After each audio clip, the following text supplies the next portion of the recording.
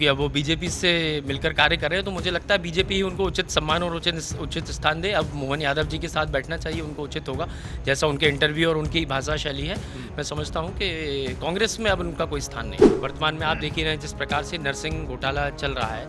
अब चाहे नर्सिंग अकेले की बात नहीं कर रहा मैं, मेडिकल डिपार्टमेंट हो या हेल्थ डिपार्टमेंट हो, हर टेंडर में, हर भर्ती में, हर नियुक्ति में घोटाला है। हर व्यक्ति, हर घर, हर गाँव, हर तक नल टोटी जल पहुंचाने का कार्य कर रहे हैं, नेक कार्य बता रहे हैं, परंतु उसमें जिस व्यापक रूप से भ्रष्टाचार हो रहा है उसकी कल्पना भी नहीं कर सकते। विधानसभा के इस बजट सत्र के लिए कांग्रेस तगड़ी तैयारी के साथ मैदान पे है। टेबल एक्सरसाइज जोरों पर हो रही है। सबसे खास बात कि रामनिवास रावत और निर्मला सप्रे जो कांग्रेस के दो जो बागी विधायक हैं, उनके खिलाफ कांग्रेस किन तेवरों के साथ विधानसभा के सत्र में नजर आएगी, इस पर बातचीत करने के लिए हमारे साथ हेमंत कटारे हैं, उपनेता प्रतिपक्ष हैं। हेमंत जी, बड़ा अभी तक सस्पेंस बना हुआ है कि रामनिवास रावत और निर्मला सप्रे की सिटिंग अरेंजमेंट क्या रहेगी, तो आप लोगों ने क्या प्रस्ताव भेजा है? नहीं, कोई ज़्यादा इसमें सस्पेंस नहीं बचा है। रामनिवास रावत जी, निर्मला सप्रे जी कांग्रेस के सम्मानी सदस्य थे और उनको पार्टी ने सम्मान दिया जब तक उनने पार्टी का सम्मान किया। अब जैसी गतिविधियां पिछले कुछ समय में उनकी रहीं, बीजेपी की साठगांठ से वो कार्य कर रहे हैं और ऐसी स्थिति में चाहे उनकी सीटिंग अरेंजमेंट की बात हो, क्योंकि वो कहीं ना कहीं बीजेपी की गोद में है, बीजेपी की आड़ में, बीजेपी के इशारे पर काम कर रहे हैं, तो बीजेपी जैसा चाहे वैसा उनको सीटिंग अरेंजमेंट है, इसमें कांग्रेस हस्तक्षेप नहीं करेगी। लेकिन कांग्रेस के मुख्य वक्ताओं में, नेताओं में वो शामिल नहीं रहेंगे। यानी पहली रो में जो बैठते थे उमंग सिंगार जी के नेता प्रतिपक्ष के साथ, अब वहाँ नजर नहीं आएंगे? नहीं, अब वहाँ नज़र नहीं आएंगे। चूँकि अब वो बीजेपी से मिलकर कार्य कर रहे हैं तो मुझे लगता है बीजेपी ही उनको उचित सम्मान और उचित स्थान दे। अब मोहन यादव जी के साथ बैठना चाहिए, उनको उचित होगा, जैसा उनके इंटरव्यू और उनकी भाषा शैली है। मैं समझता हूँ कि कांग्रेस में अब उनका कोई स्थान नहीं है। रावत जी और निर्मला सप्रे इस्तीफा क्यों नहीं दे रहे हैं? क्या कोई बातचीत चल रही है आप लोग की तरफ से या आपके सीनियर नेताओं की तरफ से?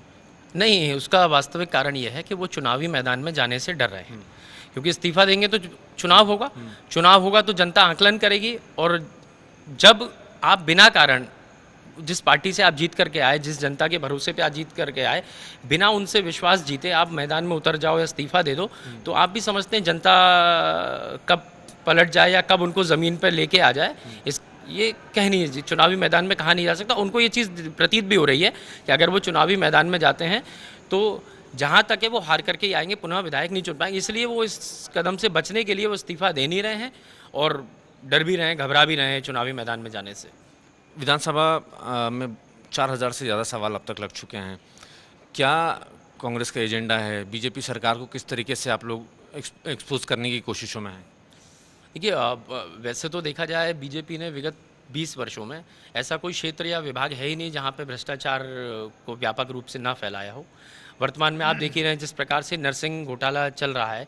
अब चाहे नर्सिंग अकेले की बात नहीं कर रहा मैं, मेडिकल डिपार्टमेंट हो या हेल्थ डिपार्टमेंट हो, हर टेंडर में, हर भर्ती में, हर नियुक्ति में घोटाला है। इसके बाद आप बात करें कि प्रधानमंत्री जी की जल जीवन मिशन जो योजना चल रही है, जहां वो एक बड़ा पवित्र उद्देश्य बता रहे हैं कि हर व्यक्ति, हर घर, हर गांव, हर तक नल टोटी जल पहुंचाने का कार्य कर रहे हैं, नेक कार्य बता रहे हैं, परंतु उसमें जिस व्यापक रूप से भ्रष्टाचार हो रहा है उसकी कल्पना भी नहीं कर सकते। तो ये महत्वपूर्ण विषय हैं जो इस समय सदन में गूंजेंगे।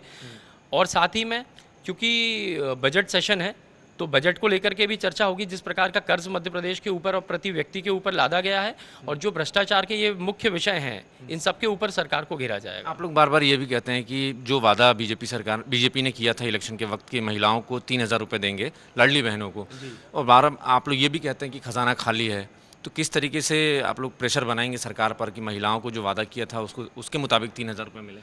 तो मैं समझता हूँ कि वायदा किया तो वायदा खिलाफी नहीं होना चाहिए। हम मुख्यमंत्री जी से आग्रह करेंगे कि मध्य प्रदेश में सभी माताओं बहनों को 3000 रुपये देने का कानून बनाना चाहिए विधानसभा में, कि सरकार किसी की भी रहे लेकिन हमारी माताएं बहनें सुरक्षित रहें, उनको प्रतिमाह 3000 रुपये मिलना चाहिए यदि उनकी मंशा साफ़ है और उनका वायदा जो उनने किया वो उस पर टिके रहते हैं। तो एक चीज़ हो गई।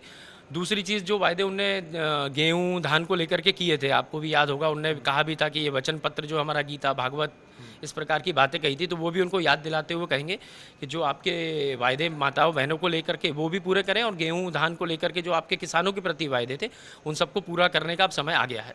जाहिर है नंबर्स में ज़रूर कांग्रेस कम है, लेकिन हौसले मजबूत हैं और कांग्रेस ये दावा कर रही है कि इस बार विधानसभा के बजट सत्र में बीजेपी सरकार के घपले घोटालों को लेकर बुरी तरीके से एक्सपोज किया जाएगा। कैमरामैन रमेश के साथ नवीन सिंह, IBC 24 भोपाल।